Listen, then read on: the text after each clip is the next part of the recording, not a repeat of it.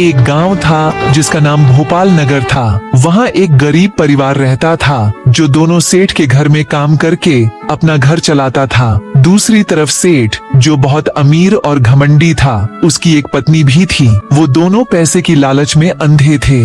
उनका एक बहुत ही शानदार और बड़ा घर था। फिर एक दिन, यह सारा घर अच्छे से साफ होना चाहिए। कोई भी काम ढंग से नहीं करती तुम, कामचोर कहीं की। पैसे की बात हो तो बाहर हाथ फैला देते हो तुम लोग। चलो जल्दी लग जाओ। जी साहिबा जी, मैं साफ कर देती हूँ, बस मुझे थोड़ी तनख्वाह दे दीजिए क्योंकि ईद के कपड़े लेने हैं। बड़ी मेहरबानी होगी आपकी। महीना पूरा हुआ नहीं और इन्हें पैसे चाहिए। एक फूटी कौड़ी नहीं मिलेगी। चलो काम करो चुपचाप। वो बेचारी सारा दिन काम करती है और शाम को घर जाती है और अपने पति से कहती है, इस बार ईद पर पहनने के लिए कपड़े भी नहीं हैं। सेठानी पैसे देने के लिए नहीं मानी। अब क्या करेंगे हम? तुम चिंता मत करो, मैं कुछ न कुछ इंतजाम कर लूंगा। तुम खाना बना लो, मैं बाजार से राशन लेकर आता हूँ। फिर वो बाजार से राशन लाने के लिए निकल पड़ता है और उसकी पत्नी घर के खर्चों की वजह से चिंता में डूबी रहती है। उसने सोचा कि वो एक बार फिर सेठ से बात करेगी। फिर वो काम के लिए सेठ के घर जाती है। वहाँ जाकर वह काम करती है। तभी सेठानी आती है और कहती है, कल कुछ मेहमान आ रहे हैं, खाना अच्छा बनाना। ठीक है गीता। गीता कहती है, ठीक है बीबी जी। फिर अगले दिन मेहमान आते हैं। ही रही होती है कि उसे उनकी बातों की आवाज सुनाई देती है। पंकज, मेरा प्लान है कि बाहर वाली जमीन बहुत अच्छी है और वो बूढ़ा देने से इनकार कर रहा है। मैं तो कहता हूँ कि उसे मारकर वो जमीन अपने नाम कर लेते हैं। क्या कहते हो? कल रात ही उसे मारकर उसकी जमीन पर कब्जा कर लेंगे। तो फिर तय हो गया, कल रात को ही उसे मारेंगे।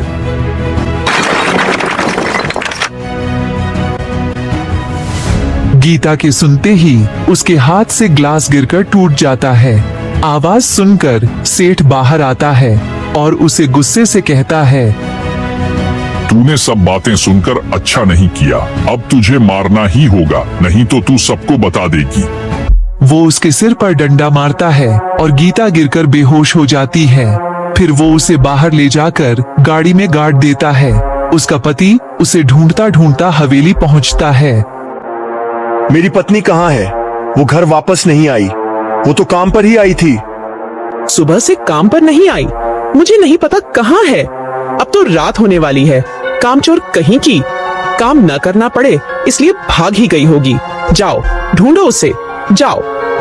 वो चिंता में घर गया और जाकर बोलने लगा, कहाँ चली गई हो तुम?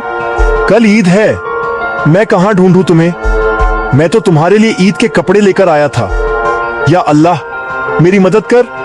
अचानक उसके सामने एक धुआं निकला और उसमें से एक आत्मा प्रकट हुई। वो उसकी पत्नी थी। तुम क्यों परेशान हो रहे हो? ये मैं हूँ। मुझे उस सेठ ने मार दिया है। अब मैं इस दुनिया में नहीं रही। मैं मर चुकी हूँ। ये क्या हो गया? काश मैंने तुम्हें वहां ना भेजा होता। काश मैं तुम्हें रोक लेता। मेरा जीवन इतना ही था, लेकिन अब मुझे शांति तभी मिलेगी जब सेठ को सजा मिलेगी। अब मैं जाती हूँ। उसकी मौत मेरे ही हाथों होगी। सेठ किसी काम से घर से निकला था और जब वो रात को गांव पहुंचा तो अचानक आत्मा उसके सामने आ गई और बोली, रुक जा सेठ। सेठ के रोंगटे खड़े हो गए। आत्मा बोली, कहाँ जा रहे हो? तुमने क्या सोचा था? मुझे मारकर तो बच जाओगे। आज तुम अपनी मौत को करीब से देखोगे। मुझे छोड़ दो, माफ कर दो। फिर आत्मा ने अपनी शक्ति से उसे आग में जला दिया और जोर जोर से हंसने लगी। उसका बदला पूरा हो गया। सेठ की मौत के बाद लोगों ने उसकी पत्नी को भी घर से निकाल दिया और वह एक झोपड़ी में रहने लगी। और आत्मा का पति रोज अपनी पत्नी को याद करता। जो दिन उसने अपनी पत्नी के साथ बिताए थे वो पल उसकी आंखों के सामने घूमते रहते। वो हर रोज दुखी होता